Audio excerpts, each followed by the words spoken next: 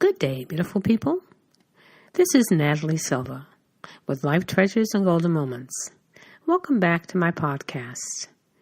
This is the month of January, and as I promise, I'm going to be sharing stories with you about positive things that you can do in your life to make your life better, to find the silver lining in every situation, and to make life happy for other people too. Today's story was written by Heather Galgos, and it's called 11 Minutes. And it's been said by William James, act as if what you do makes a difference, and it does. And today is such a story, a true story. Wednesday starts ordinarily enough. I turn off my alarm and drift back into the warm softness of my bed, listening to the soft breathing of my husband and my daughter, rhythmic sucking on her fingers as they sleep. As I start to go back to sleep, I force my eyes to open and sit up. There is a reason I want to wake up at this ridiculous hour of 5:30 a.m. in the morning. I quickly put on my running gear and head out to the car. It is still dark as I drive to the track, and I wonder if I'll ever get used to getting up before the crack of dawn. Orion is still very bright in the sky, even when the horizon lightens. I don't recognize the people running or walking together around the unlit track. I see a woman walking by herself. Is that Marissa? She said yesterday she might not be up to coming today. I stretched my hamstrings, waiting to get a closer look. Nope, not her. Just a stranger wearing a navy windbreaker. Walking onto the track, my legs feel pretty good today. I am up for some good running and running sports today as soon as I warm up. I walk past the bleachers and off to my right on Cherry Avenue.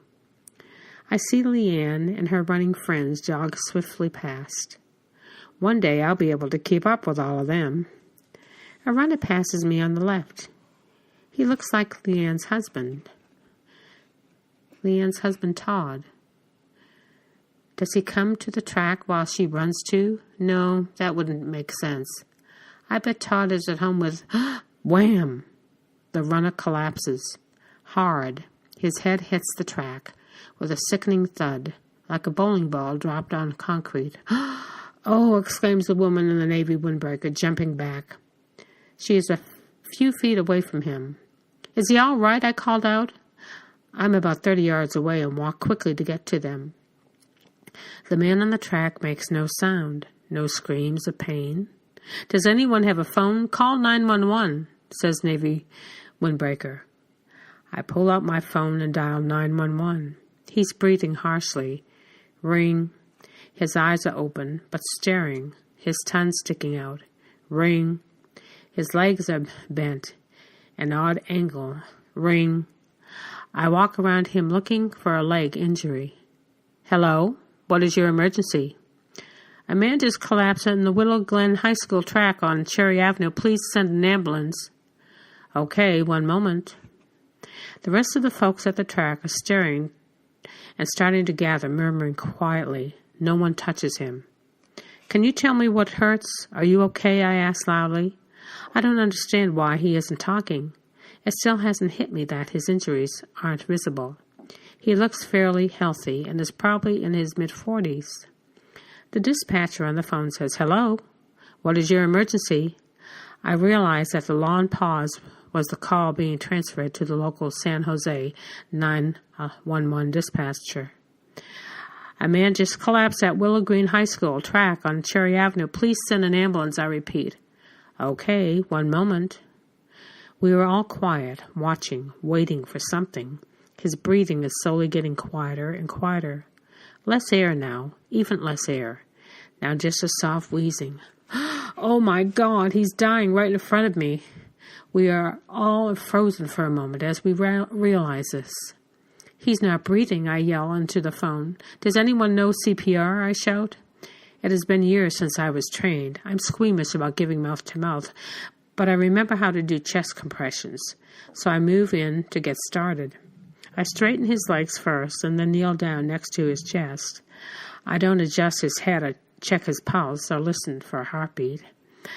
I hold the phone against my face with my left shoulder, immediately starting chest compressions. 1 and 2 and 3 and 4. I count off and then pause. He's not breathing. Can someone give him mouth to mouth? I call out to no one in particular. 1 and 2 and 3 and 4, and I press down at each count on his chest, pumping his heart. I touch his face, cup his cheek, and look in his eyes. His skin is smooth and clammy. His eyes are open and unseeing. It looks like his tongue might be blocking his airway. Barbara, a fit and active grandma with thick bobbed gray hair, kneels down to adjust his head. Her hands are shaking. Squeeze his nose, someone suggests behind me. Pull his head back, another person calls out. 1 and 2 and 3 and 4. And I count and compress. Barbara tries to move his tongue with her finger. He bites her in an unconscious response. Ow! She exclaims. 1 and 2 and 3 and 4 and... Barbara valiantly pinches his nose before giving him a breath. His chest rises and the air rushes out again. The 911 dispatcher starts giving instructions for CPR.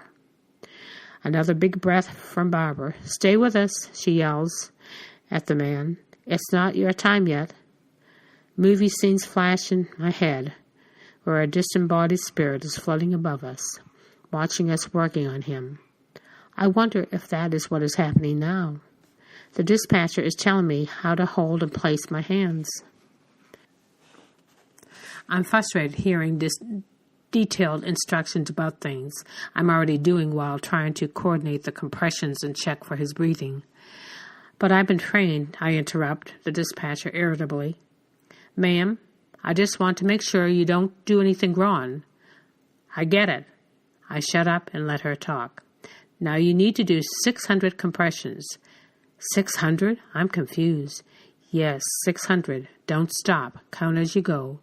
I want to hear you count. 1, 2, 3. I'm counting out loud. Barbara gives him another big breath, and it looks like he is starting to breathe on his own. We're not ready to have you go yet, she continues to yell at him. 9, 10, 1, 2, 3. I get into a rhythm and almost drop the phone. My neck is starting to hurt holding it against my shoulder. I ask someone to hold the phone for me and put it on speakerphone. 9, 30, 1, 2. Barbara has stopped giving mouth to mouth as he's taking big shuddering breaths on his own. His tongue is still slack in his mouth, and the exhale is loud and an unwelcoming sound. He's breathing on his own now, I tell the dispatcher. 8, 9, 100, 1, 2. Wow, a man said behind me. He has had a massive heart attack, just massive. It finally occurs to me that his injuries must all be internal. I cannot stop what I'm doing. I'm pumping his heart for him. For the first time, I think to check his pulse in his neck. I don't feel anything. Maybe I'm feeling in the wrong spot. I keep my counting and compressions. 200, 1, 2. It seems like forever since I first called 911. Where are the paramedics? There is only so much we can do. 8, 9, 280, 1, 2. Do you need a break? Someone asks behind me. Are you doing okay there? I don't look up. No thanks. I'm okay. My lower back is starting to feel a little tight, but I'm afraid to stop long enough to let someone take over. I don't want to stop. I cannot stop. I'm in the zone of counting and compressions, counting and compressions, counting and compressions. 8, 9, 350, 1, 2. My anxiety settles a bit while I concentrate on counting, but then suddenly realize too much time has passed already. The sun has come up and is no longer dark. Where's the ambulance? I snap at the dispatcher, irritated. They're on their way, she assures me. Keep going. You are doing a good job. 9, 420, 1, 2. I can feel the growing anxiety of the crowd. They should be here by now, someone says in frustration. 8, 9. I lose track counting and guess 480. We hear the sirens, then they're on the high school's main street behind us. They're on the wrong road, someone exclaims, panicking. No, they know where they're going, the dispatcher calmly explains. Keep going. You are doing a great job. The sirens keep coming closer, and we can see a fire truck stop on the street. Firemen in blue uniforms get out calmly and get their gear. They start walking to the track. Why aren't they running? They need to go faster. Someone to my left is upset. 8, 9, 510, 1, 2. The crowd backs up a bit for the fireman, and one puts his bag down and starts putting on his latex gloves, unpacking his gear. Very calm, he assesses the two of us. Okay, you can stop now, he tells me. His eyes look sad. I'll take over. I stand up and back away as he starts up the chest compressions again. Someone hands me my phone back. They're here now, I tell the dispatcher. Okay. I see they are in sight. You did a good job. And with that, the dispatcher hangs up. An ambulance arrives and more EMTs join the firemen. They put an airbag on him, and they have to clear the airway and put in an oxygen tube. CPR continues, and they each take turns. The chest compressions the EMT does are really hard. His limp legs move on each push, and I'm worried that my compressions didn't do the job. Were mine too soft? Maybe they didn't work. The EMTs don't find a pulse.